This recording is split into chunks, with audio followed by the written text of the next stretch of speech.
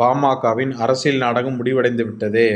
இந்த டயலாக் கேட்டவுடனே கமெண்டில் வந்து பாமக காரங்களாம் வந்து கழுவி ஊற்றாதீங்க. வீடியோ ஃபுல்லாக கேட்டுட்டு அதன் பிறகு நீங்கள் கழுவி ஊற்றலாமா கழுவாத ஊற்றலாமான்னு சொல்லி முடிவு பண்ணிங்க. அதாவது வந்து பார்த்திங்கன்னா ராமதாஸ் அவர்களுக்கும் அன்புமணி ராமதாஸ் அவர்களுக்கும் வந்து பார்த்திங்கன்னா கடந்த 2026 சட்டமன்ற தேர்தலில் எந்த கட்சியோட கூட்டணி அமைக்கலாம்னு சொல்லி ஒரு கருத்து வேறுபாடு ஏற்பட்டதுனால அவங்க வந்து பார்த்திங்கன்னா பிரிஞ்சுட்டாங்க. அதாவது ராமதாஸ் அவர்கள் வந்து பார்த்திங்கன்னா பிஜேபியோட கூட்டணி வைக்கக்கூடாது, அந்த வந்து ஒரு பெரிய ஓட்டு வாங்க முடியாது அப்படின்னு சொல்லி அவர் கூட்டணி போகக்கூடாதுன்னு சொன்னார். ஆனால் அன்புமணி அவர்கள் வந்து பார்த்திங்கன்னா மோடி அவர்கள் ஒரு நல்ல லீடரு, ரெண்டாவது இன்னொன்று பார்த்திங்கன்னா ஒரு சென்ட்ரல் ஒரு மினிஸ்டர் போஸ்டிங் கிடைக்கலாம் அப்படின்றதுனாலையும் ஒரு கூட்டணிக்கு போயிட்டார். இன்னொரு விஷயம் என்னென்னு பார்த்தீங்கன்னா அன்புமணி மேலே ஒரு குற்றச்சாட்டு இருக்குது. அதாவது என்ன சொல்கிறாங்கன்னா, அவர் சென்ட்ரல் மினிஸ்டராக இருக்கும்போது வந்து பார்த்திங்கன்னா ஊழல் பண்ணிட்டாரு, அதனால் வந்து பிஜேபி மிரட்டி அவங்கள கூட்டணிக்கு அழைச்சிட்டாங்க அப்படின்னு ஒரு தரப்பு சொல்கிறாங்க.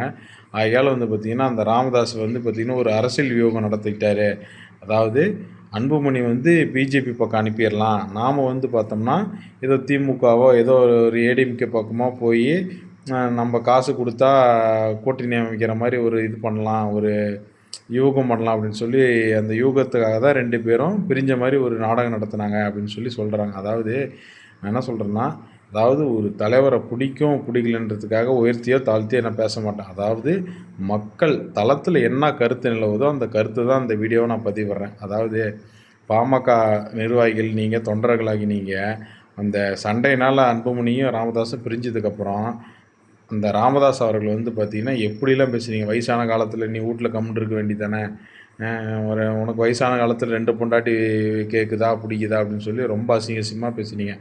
அவரோட உழைப்பு என்ன அப்படின்னு சொல்லி உங்களுக்கே தெரியும். இருந்தாலுமே ஒரு சின்ன ஒரு அரசியல் நாடகத்துக்காக வந்து பார்த்திங்கன்னா அதை புரிஞ்சிக்காத நீங்கள் வந்து பார்த்திங்கன்னா ராமதாஸ் அவர்களை கட்சி வளர்த்து எவ்வளோ பாடுபட்டார், அவரே அந்த மாதிரி பேசுனீங்க. சொந்த நிர்வாகிகளே நீங்களே அப்படி பேசுனீங்க.